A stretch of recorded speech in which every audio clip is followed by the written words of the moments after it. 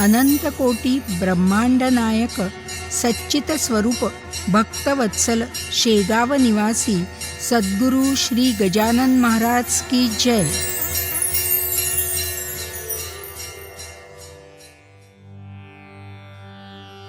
अध्याय 12 प्रारंभ. श्री गणेशाय नमः. हे गणाधीशा गणपती, मयुरेश्वरा विमल कीर्ती, माझ्या हृदयी करुण वस्ती, ग्रंथ कळसास नेहा. तू ज्ञान बुद्धीचा दाता, तू भक्त मनोरथ पुरविता, विघ्न नगाते संहारिता, तूच एक गणराया. तू साक्षात चिंतामणी, चिंतिलेले देशी जाणी, अपुल्या भक्ता लागुनी ऐसे पुराणे म्हणतात. माझ्या मनीची अवघी चिंता, लयास नेई एकदंता, लंबोदरा पार्वती सुता, भालचंद्रा सिंदुरारे. असो बच्चूलाल आगरवाला, होता एक अकोल्याला, धन कनक संपन्न भला, मनाचाही उदार जो. त्याने हकीकत कारंज्याची म्हणजे लक्ष्मणपंत घुड्यांची ऐकिली कर्णोपकरणी साची, तेणे साशंक जाहला. ते खरे खोटे पाहण्यास विचार करी चित्तास, तो एके समयास महाराज आले अकोल्याला. येऊन बच्चूलाला घरी बसते झाले ओट्यावरी, की गजानन साक्षात्कारी भक्त आपुला जाणुनी. बच्चूलाला आनंद झाला, तो समर्थासी ऐसे वदला, आज गुरुराया वाटते मला आपली पूजा करावी. ऐसे ऐकता भाषण समर्थे तुकविली मान, जे साक्षात असे चिन्ह श्रोते संमती दिल्याचे. बच्चूलालाने तयारी तात्काळ केली ओट्यावरी, षोडशोपचारे अत्यादरी, पूजन त्याने आरंभिले. प्रथमतः घातले मंगल स्नान, नानाविध उटणी लावून, मग करविले परिधान वस्त्र पितांबर जरीचा. शालजोडी अंगावरी बहुमोल घातली काश्मीरी, एक जरीचा रुमाल शिरी अभ्रेसी आणूने बांधिला. गोफ घातिला गळ्यात, सलकढी ती हातात, करांच्या दाही बोटात मुद्रिका घातल्या नानापरी. बहुमोल हिऱ्याची वामकरी घातली पौची, रत्नजडित कंठ्याची कंठी शोभा विशेष. जिलेबी राघवदास पेढे नैवेद्यास ठेविले पुढे, त्रयोदश गुणी ठेविले विडे एका लहान तपकात. अष्टगंध अर्गजा अत्तर, सुवासिक लाविले फार, त्याने अवघ्या अंगभर गुलाब पाणी शिंपडिले. एका सुवर्णाच्या ताटी दक्षिणा ठेविली शेवटी, ती होती फार मोठी, रुपये होन मोहरांची. बेरीज करता 10,000, येईल ती साचार, ऐसी दक्षिणा होती थोर, किती वर्णन करू तिचे. श्रीफळ पुढे ठेवूनी विनये केले भाषण, महाराज माझे इच्छी मन, राम मंदिर बांधावया. या माझ्या ओट्यावरी अडचण होत असे भारी, मंडप तो घातला जरी उत्सवासी गुरुराया. त्या माझ्या मनोरथा पूर्ण करी ज्ञानवंता, ऐसे म्हणूनी ठेविला माथा, अनन्य भावे पायावरी. त्यावरी साधू गजानन देते झाले आशीर्वचन, श्री जानकी जीवन तुझा हेतू करील पूर्ण. असो आज तू हे काय केलेस, मला पोळ्याचा बैल बनवले, हे अलंकार घालून भले त्याचे काय कारण. मी न बैल पोळ्याचा अथवा घोडा दसऱ्याचा, मला या दागदागिन्यांचा काय सांग उपयोग. अरे हे अवघे आहे विष, मला नको त्यांचा स्पर्श. या नसत्या उपाधीस माझ्या मागे लावू नको. अथवा तू मोठा श्रीमान, हे दाखवा या कारण, केलेस का हे प्रदर्शन, सांग मसी बच्चूलाला. जे आवडते जयासी, तेच द्यावे तयासी, मी वेडा पिसा संन्यासी, नागवा फिरतो गावभर. हे अवघे तुझे तुला, लखलाभ असो बच्चूलाला, तुम्हा प्रापंचिकाला या द्रव्याची जरूर. माझा यजमान भीमातटी, उभा विटेसी जगजेठी, तो काय माझ्यासाठी हे वैभव द्याया तयार नसे. ऐसे म्हणून काढिले दागिने अंगावरचे भले, चहूबाजूस फेकियले वस्त्रांचीही तीच गती. 2 पेढे खाऊन निघून गेले गजानन. हा प्रकार अवलोकून केला शोक अकोल्यात बहुतांनी. त्यात काही कारंज्याचे लोक हजर होते साचे. ते म्हणती आपुल्या वाचे अभागी अमुचा लक्ष्मण. त्याने बच्चूलाला परी पूजन केले आपुल्या घरी. परी कचरला अंतरी मोहधनाचा धरून. वरघडीचे भाषण केले विनय दाखवून. ते का समर्था कारण समजणे अशक्य आहे हो. जेवी पूजा दांभिकाची शब्दमयी असते साची. पूर्तता महावस्त्राची होते त्यांची अक्षदेने. शर्कराखंड खाद्यानी ऐसे म्हणूनी वदनी. कुचका दाणा आणोनी ठेवी पुढे भुईमुगाचा. अशा दांभिक पूजनाचे फलही त्याच स्वरूपाचे. वाटोळे लक्ष्मणाचे याच कृतीने झाले हो. हा बच्चूलाल धन्य धन्य. जैसे केले भाषण तैसेच ठेविले वर्तन. जवाहून न आगळे. आता याच्या वैभवाला ओहोट हा शब्द ना उरला. संत कृपा झाली ज्याला तो सुखीच राहत असे. बच्चूलालांनी तपास केला अवघ्या अकोल्यास. परी न लागला थांग त्यास समर्थांचा कोठेही. असो एक पितांबर नावाचा शिष्य शिंपी जातीचा. होता गजानन महाराजांचा शेगावी मठामध्ये. त्याने सेवा केली बहुत. तपश्चर्या फळा आली. एके दिनी ऐसी झाली गोष्ट एका मठात. फाटके तुटके धोतर नेसला होता पितांबर. ते पाहुनी गुरुवर ऐशा रीती बोलले. अरे तुझे नाव पितांबर. नेसण्यानं धडके धोतर. ढुंगणास पाहती नारी नर. ते तरी झाक वेड्या. नाव म्हणे सोनूबाई. हाती कथलाचाही वाळा नाही. नाव पाहता गंगाबाई आणि तडफडे तहानेने. तशातलाच प्रकार आहे तुझा साचार. हे फाटके धोतर पोतेऱ्याच्या उपयोगी. तेच नेसून बैससी. ढुंगण जगाला दाविसी. हा घे दुपट्टा देतो तुसी नेसावया कारणे. तो न करिता अनमान राहे बाळा नेसून. यासी नको सोडू जाण कोणी काही केले तरी. पितांबर दुपेटा नेसला हे असह्य झाले इतरांना. भाऊच घातकी भावाला होतो स्वार्थ दृष्टीनी. तो वेडावाकडा प्रकार कशास बोलू साचार. गटाराचे उघडिता द्वार घाण मात्र सुटते हो. श्री गजानन स्वामी प्रत शिष्य होते असंख्यात. परी अधिकारी तयात दोन्ही हातांच्या बोटांइतके. पहा श्रोते कांतारी वृक्ष असती नानापरी.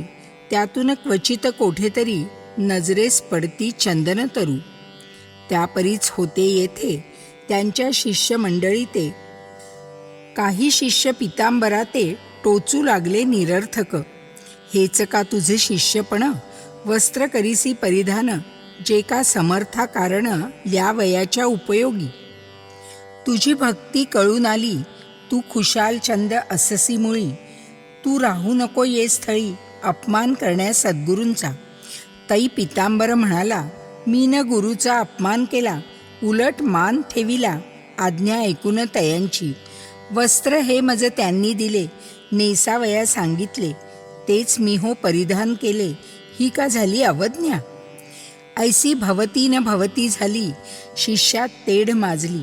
ती मिटवावया माव केली ऐशा रीती गजानने. पितांबरास म्हणती गुरुवर तू येथून जावे दूर. जाणते मूल झाल्यावर आई त्याला दूर ठेवी. माझी कृपा आहे खरी हे पितांबरा तुझवरी. जा हिंडून भूमीवरी पदन तासी तारावे. डोळ्यात आसवे आणूनी करुनिया साष्टांग नमन. मागे पाहे फिर फिरून सोडूनी जाता मठासी. पितांबरा आला कोंडोलीसी. बसला वनात आंब्यापाशी. चिंतन चालले मानसी निज गुरुचे सर्वदा. तेथे होता रात्रभर उदया येता दिनकर. जाऊन बसला झाडावर मुंगळ्याची या त्रासाने. अवघ्या आम्रवृक्षावरी मुंग्या मुंगळे होते भारी. लहान थोर फांद्यावरी आला पितांबर जाऊनी. परी निर्भय ऐसे सापडेना, स्थान तयासी बसण्या जाणा. हेच कृत्य गुराख्यांना कौतुकास्पद वाटले. ते म्हणाले आपापसात, हा माकडा परी कारे फिरत, ह्या वृक्षावरी सत्य हे काही कळेना. लहान सहान फांदीला निर्भयपणे फिरून आला, परी नाही खाली पडला, हेच आहे आश्चर्य. दुसरा म्हणाला, यात काही आश्चर्य वाटण्याजोगे नाही. गजाननाच्या शिष्याठाई ऐसे सामर्थ्य असते रे. यावरून हा त्यांचा शिष्य असावा खचित साचा. चला हा येथा आल्याचा वृत्तांत सांगू गावात. गोपमुफे वृत्त कळले, कोंडोलीचे लोक आले, आम्रवृक्षापाशी भले, कोणा आले ते पाहावया. म्हणाले पौरवासी नर, हा ढोंगी असावा साचार. बळेच करतो वेडेचार, गजाननाच्या शिष्यापरी. शिष्य गजानन महाराजांचा भास्कर पाटील होतासाचा. झाला नुकताच अंत त्याचा, अडगाव नामे ग्रामात. समर्थाचे शिष्य येथे येतील कशास, बळे करण्या उपवास, सोडून बर्फी पेढ्याला. पुसून एकदा यास पाहावे, तो काय म्हणतो ते ऐकावे, मग खरे खोटे ठरवावे, उगीच तर्क नाही बरा. एक मनुष्य पुढे झाला, पितांबरासी पुसू लागला. तू कोण कोठील कशास आला, गुरु तुझा कोण असे. पितांबर बोले त्यावर, मी शेगावचा राहणार, मी शिंपी पितांबर, शिष्य गजानन स्वामींचा. त्यांची आज्ञा मज लागुनी, करण्या झाली पर्यटन, म्हणून येथे येऊनी वृक्षापाशी बैसलो. तो आंब्याच्या मुळाशी, मुंगळे होते बहुअसी, म्हणून बैसलो फांदीसी वृक्षावरी जाऊन. ऐसे ऐकता तद्भाषण, लोक कोपले दारुण. अरे मोठ्याचे नाव सांगून, चेष्टा ऐशा करू नको. काय म्हणे मी राजाची, राणी आहे आवडतीसाची. खळगी भरण्या पोटाची, आले मजुरी करावया. देशमुख त्या गावीचा, शामराव नामे साचा. तो बोलला ऐसी वाचा, अरे सोंगाड्या ऐक हे. स्वामी समर्थ गजानन आहे प्रत्यक्ष भगवान. त्यांचे नाव सांगून बट्टा त्यांना लावू नको. अरे वेड्या, एक्या काळी त्यांनी ऐसी कृती केली. ऋतू नसता आणवली फळे आम्रवृक्षाला. त्यांनी फळे आणविली, तू नुसती पाने आण भली. नाहीतरी या स्थली तुझी न धडगत लागेल. हा बळीराम पाटलाचा वृक्ष वठलेला आंब्याचा. तो पर्णयुक्त करिसाचा, आमच्या देखत ये काळी. ऐसे न जरी करशील तरी मार खाशील. खरा असल्यास होशील वंद्या आम्हा कारणे. काकी शिष्य सद्गुरूंचे काही अंशी निघतीसाचे. बापा त्यांच्याच तोडीचे, हा आहे न्याय जगी. नको करू उशीर, हा आंबा करी हिरवागार. ते ऐकता पितांबर गेला असे घाबरून. बोलला ऐसे नाडू नका, माझी सारी कथा ऐका. एका खाणीत निघती देखा, हिरे आणि गारा हो. तैसाच मी गार परी, गजानन शिष्या भीतरी. बोललो नाही वैखरी, यत्किंचितही खोटे हो. गारेवरून खाणीस नाही येत जगी दोष. मी निजगुरूच्या नावास, चोरून कैसे ठेवावे. शामराव म्हणे त्यावर, नको करू चरचर. संकट शिष्यास पडता थोर, ते धावा करीती सद्गुरूचा. मग तो शिष्य त्यांचा जरी नसला कृतीने अधिकारी, तरी सद्गुरूंचा प्रभाव करी साह्य आपुल्या शिष्यास. ऐसी झाली आडविहीर, पितांबरासी साचार. झाला बिचारा चिंतातूर, काही न सुचे तयासी. त्या वठलेल्या झाडापाशी मिळाले अवघे पौरवासी. काय होते ते पाहावयासी, मुले बायका समवेत. निरुपाय होऊनी अखेर, पितांबराने जोडिले कर. स्तवन मांडिले अपार, आपुल्या सद्गुरू रायांचे. हे स्वामी समर्थ गजानना, ज्ञानांबरीच्या नारायणा. पदनताच्या रक्षण्या, धाव आता ये काळी. माझ्यामुळे दोष तुला, येऊ पाहतो भक्तपाला. आपुल्या ब्रिदासाठी पाला, आणि व आम्रवृक्षासी. माझी भिस्त तुझ्यावरी, पाव माते लवकरी. ना तरी आली पाळी खरी, मजला येथे मरण्याची. प्रल्हाद खरा करण्याला, स्तंभी नरहरी प्रगटला. जनी चढविता सुळाला, त्याचे पाणी जहाले. जनीचा भार देवावर, माझा आहे तुझवर. संत देवात अंतर, मुळीच नाही राहिले. देवतेची असती संत, संततेची देव साक्षात. मला लोक म्हणतात शिष्य गजाननाचा. माझे काही महत्त्व नाही, ते अवघे तुझ्या ठाई. पुष्पामुळे किंमत येई, जगी सूत्राकारणी. तू पुष्प, मी आहे सूत. तू कस्तुरी, मी माती सत्य. तुझ्यामुळेच आले येथ, संकट हे माझ्यावरी. आता न माझा अंत पाही, गुरुराया धाव घेई. या वठलेल्या वृक्षाठाई, आणि पर्णे कोमल. लोकास म्हणे पितांबर, करा सद्गुरूंचा नाम गजर. जय जय गजानन साधूवर, शेगावच्या अवलिया. लोक अवघे गजर करती, तो पालवी फुटली वृक्षाप्रती. जननयनी पाहती, त्या अगाध कौतुकाला. कोणी म्हणती असेल स्वप्न, ते जे पडले आपणा लागून. पहा चिमटा घेऊन आपुपल्या करांनी. चिमटे घेऊनी पाहती, तो निमाली स्वप्नभ्रांती. यावरी कोणी ऐसे म्हणती, ही नजरबंदी असेल. गारुड्यांच्या खेळात वाद्या होती सर्पसत्य. खापऱ्या असून दृष्टीप्रत, त्यांचे रुपये दिसती की. तोही भ्रम निमाला. तोडून पाहता पर्णाला, फांदी वाटे तात्काळ आला. चीक शुभ्रसा बाहेर. मग मात्र खात्री झाली, वाळल्या वृक्षा पालवी फुटली. श्री गजानन माऊली, खरीच आहे महासंत. आता पितांबराविषयी शंका न धरणे मानसी. चला घेऊनी गावासी, हा त्यांचा शिष्य असे. याच्या योगे करून कधीतरी गजानन, येतील कोंडोली कारण. वासरासाठी गाय जैसी. ते अवघ्यासी मानवले, पितांबरासी मिरवित नेले. ऐसे जेव्हा दिव्य झाले, तेव्हा भाव उदेला. जैसा समर्थांनी अपुला, शिष्य डोमगावी पाठविला. कल्याण नामे करून भला, कल्याण करण्या जगाचे. तैसेच केले गुरुवरे, श्री गजानने साजिरे. उदेले हे भाग्य खरे, त्या कोंडोली गावाचे. श्रोते अजूनपर्यंत, तो आंबा आहे कोंडोलीत. इतरांपेक्षा असंख्यात, फळे येती तयाला. त्या पितांबराचे भजनी, कोंडोली गाव लागला जाणी. जेथे जाईल हिरकणी, तेथे ती मोल पावे. मठ पितांबराचा, कोंडोलीत झाला साचा. आणि अंतही तयाचा, ते ठाई झाला हो. आता इकडे शेगावात, महाराज आपुल्या मठात. एके दिवशी उद्विग्न चित्त, होऊन या बैसले. शिष्य त्याचे कारण, पुसू लागले कर जोडून. महाराज आपुले मन, काहो अस्थिर जाहले. तई महाराज वदले लोकांना, आमचा कृष्णा पाटील गेला. जो चिकन सुपारी आम्हाला रोज आणून देत असे. त्याची झाली आठवण. राम त्याचा मुलगा लहान, आता सुपारी चिक्कण कोण देतो या ठाया. राम थोर झाल्यावरी, करील माझी चाकरी. म्हणून मी या मठातरी, आता ना तयार राहावया.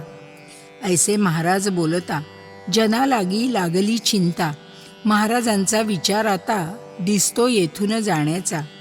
म्हणून कसेही करून, जाऊन द्यावे त्या कारण. चला आपण धरू चरण, महाराजांचे ये वेळा. ऐसा विचार मिळून केला, मंडळी आली मठाला. श्रीपतराव बंकटलाला, ताराचंद मारुती. मंडळींनी धरले चरण, महाराज आम्हा सोडून. तुम्ही आपुले ठिकाण, राहण्याचे अन्य करू नये. तुमची इच्छा असेल जेथ, तेथेच राहा शेगावात. परी सोडण्याचे मनात, ग्राम हे आणू नका. तई महाराज वाणी निघाली, तुमच्या गावात आहे दुफळी. मला कोणाची जागा मुळी, नको येथे राहावया. जी कोणाची नसेल, ऐसी जागा जरी द्याल, तरीच राहणे होईल माझे या शेगावी. ऐसी गोष्ट ऐकिली, तेव्हा मंडळी चिंतावली. समर्थांनी आज्ञा केली, मोठ्या पेचाची आपणा. कोणाच्या जागेत राहण्या तयार नाहीत. सरकार त्यांच्या प्रित्यर्थ जागा ती देईल कशी. भूषण आपल्या साधूचे सरकारास नाही साचे. बंकटलाल बोलला वाचे, ऐसे संकट घालू नका. सरकार धार्मिक कृत्याला जागा देईल हा न उरला भरोसा तो आम्हाला. हे राज्य परक्यांचे म्हणून आम्हापैकी कोणाची जागा घ्या मागून साची. आहे तयारी आमुची ती तुम्हा द्यावयास. समर्थे केले भाषण, काय हे तुमचे अज्ञान. जमिनीची मालकी पूर्ण आहे सच्चिदानंदाची. राजे कित्येक भूमीवरी आजवरी झाले तरी. जागा कशाची सरकारी हिचा मालक पांडुरंग. व्यवहारदृष्ट्या मालकपण येते राजा लागून. त्याचे नाही भूषण तुम्ही प्रयत्न करा जा. जागा मिळेल प्रयत्न करिता पुढे नका बोलू आता. हरी पाटलाच्या हाता यश येईल निसंशय. हरी पाटलाकडे आली मंडळी ती अवघी भली. त्याच्या सल्ल्याने मागितली जागा अर्ज करून. बुलढाण्याचा सर्वाधिकारी साहेब होता नामेकरी. त्याने 1 एकर जागा खरी अर्जावरून दिली असे. आणि ऐसे म्हणाला, तुम्ही 2 एकरास्तव अर्ज केला परी मी तूर्त तुम्हाला 1 एकर देत असे. तुम्ही 1 वर्षात जागा केल्या व्यवस्थित. तुमचा मी पुरविन हेत आणिक जागा देऊन या. तो ठराव सरकारचा आहे दप्तरी नमुदसाचा. समर्थांच्या वाणीचा प्रभाव खचित लोकोत्तर.